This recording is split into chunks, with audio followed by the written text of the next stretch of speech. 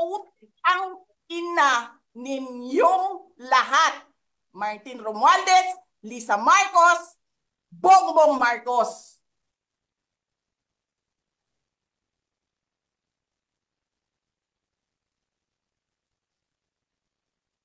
Ginigit-git nyo yung mga tao ko dyan sa envelope na yan.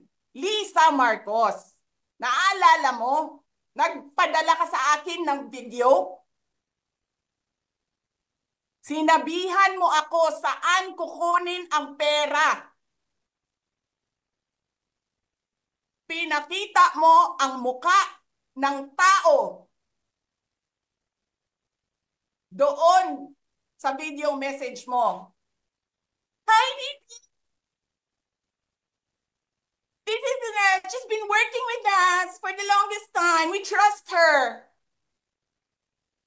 You sent me written instructions about money. Millions a month. Anong nakalagay doon sa envelope? DepEd. Anong ginawa ko? Binigay ko sa DepEd. Putak na mukha.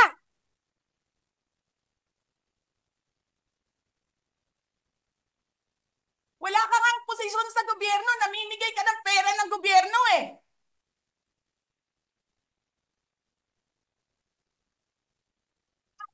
Sisirain nyo yung tangal ng mga kasama ko sa Office of the Vice President.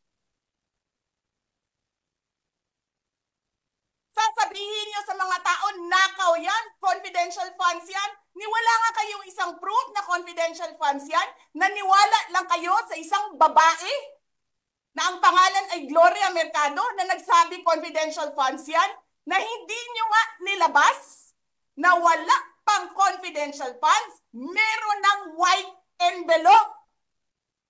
Kasi 2022 pa lang, tangina mo ka, may utos na ng pera sa DepEd.